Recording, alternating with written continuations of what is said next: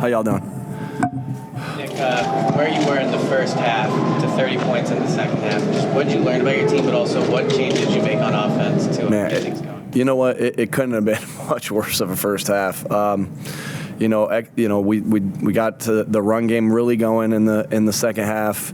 Our guys were really doing a good job of executing in that second half, and that was an offensive explosion in the second half, right? I mean, and it had to be because they were good too. And man, I think that there was a notion that game could be high scoring going into it. Then at halftime, it was going to be a little battle, and then it got high scoring again. And so, just really, really excited for our guys on offense that just put their head down and just kept going, right? And that's mental toughness, right? I already know this team, this Philadelphia Eagles team, is physically tough, and you get mentally more tough throughout the year when you go through ups and downs. And man, that was a down first half, and but we have a mentally tough group as well as physically tough group that just stuck with it and kept fighting, and it turned.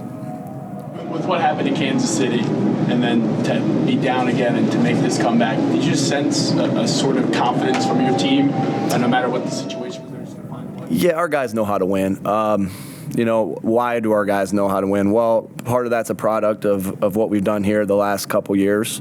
Part of that's a product of we got some guys that are still on from the 2017 Super Bowl team. Part of that is we got a lot of guys from Georgia that win a lot, that have won a lot. We got a lot of guys from Alabama who've won a lot. And so that's something. And again, I think the most important one is that we've done it together, right? You can win at all these different places, but when you do it together and find ways to win together, nobody flinches, right? And so I just felt like that's what it was. I mean, we've been in this situation before. We got the ball to start the second half. It didn't go so well, right? Then we got to stop. Then we got being down just 10. There's a lot of football left to play.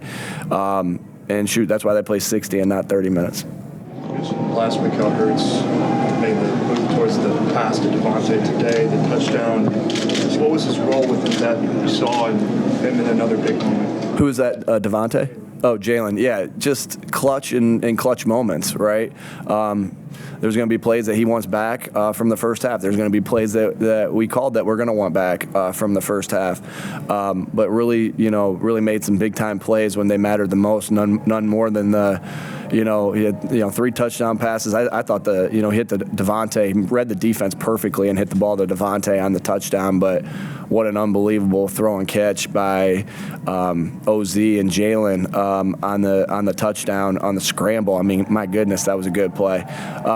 And so, man, he made a lot of really clutch plays in that second half. And then, the big one, obviously, at the end right there, we did a great job of blocking up front, and Jalen got himself through there for a touchdown in a clutch moment. And, man, what you learn about, I don't think it's anything you learn about him because you know that he's clutch. He's been clutch for us and clutch for this city and clutch for this team for the past, 3 years now. And,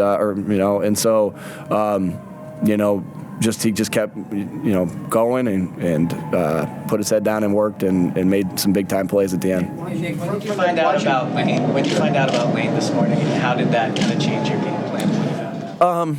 Yeah, this morning, obviously we found out about that, and then Brian and I were in here, did some different things with the game plan, to account for that, because obviously Lane's one of the best players in the NFL. There's no doubt in my mind that Lane Johnson is one of the best players in the world.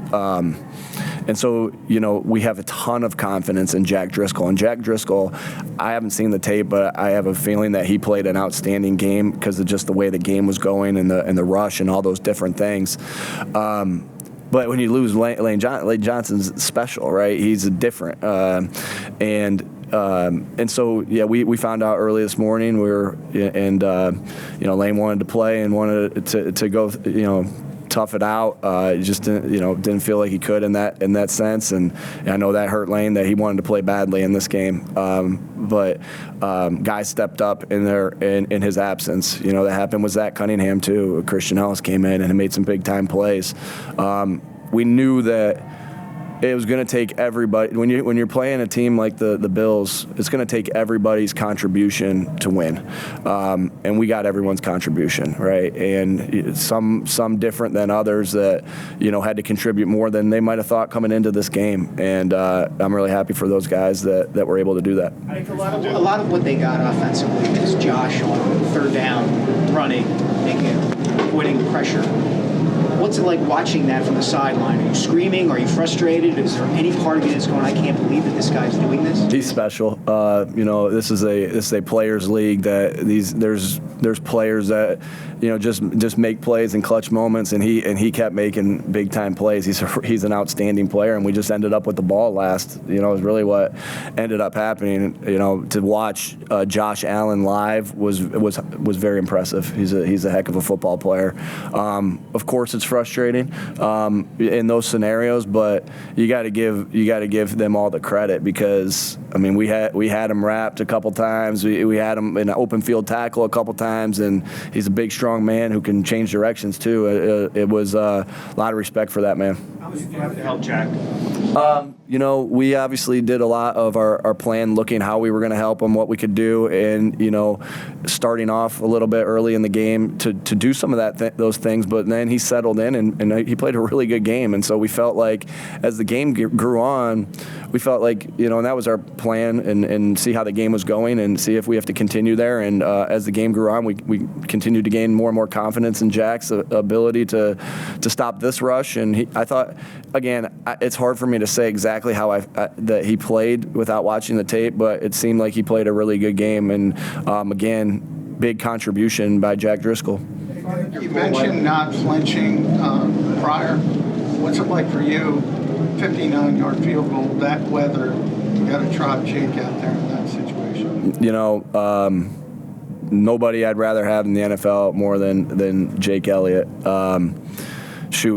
To me, he's the best kicker in the NFL. He's so clutch. Right? I guess thoughts of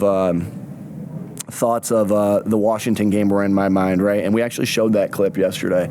We went through the room and talked to everybody about the contribution. And I couldn't hit everybody, but I hit about 25 guys about the contribution that they're going to have to make for us to win this game. And one thing I said to Jake was, we're going to need your clutch contribution.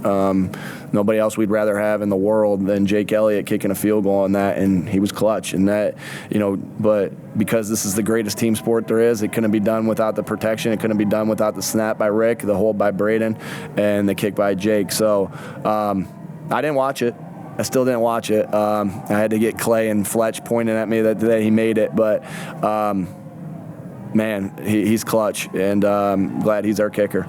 As frustrating as it was for you right now, are you more relieved or proud of that team? Because your numbers were horrible for the early part of the third quarter, and then you came back. And you came back from 10 twice, and you've come back from 10 3 times in the last 2 games, and you did what you did at the end. Yeah. And you did it undermanned, vastly undermanned.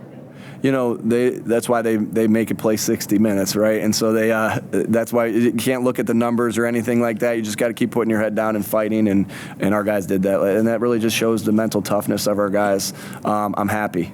Right, I'm happy, and I'm glad that we can learn from this. I think that's my emotion that I have. I'm extremely happy that we found a way to win this football game. I'm extremely happy that the corrections will be made after a win than after a loss, right? And because there's going to be corrections that have to be made, and that's what we do here. We make our corrections. We hold each other accountable, starting with myself, and then with our leaders, and it just. That's contagious. The accountability is contagious, and that's how you get better. And so we got to get better from this. But happy is the emotion that I have right now. Last one. As frustrating as it was to see Josh Allen run around doing all the things that he was doing, how comforting was it for you that at the end you got your guys to do pretty much the same thing? Yeah, Jalen made some big-time plays with his feet today on some scrambles. I think, you can see that he's feeling pretty good, right?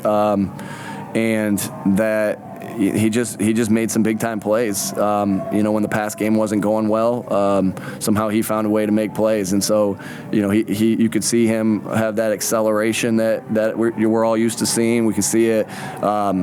The ability to change direction, the power when he makes a cut. You saw all that. And again, like I said, Jalen, had a great second half. He had a great second half.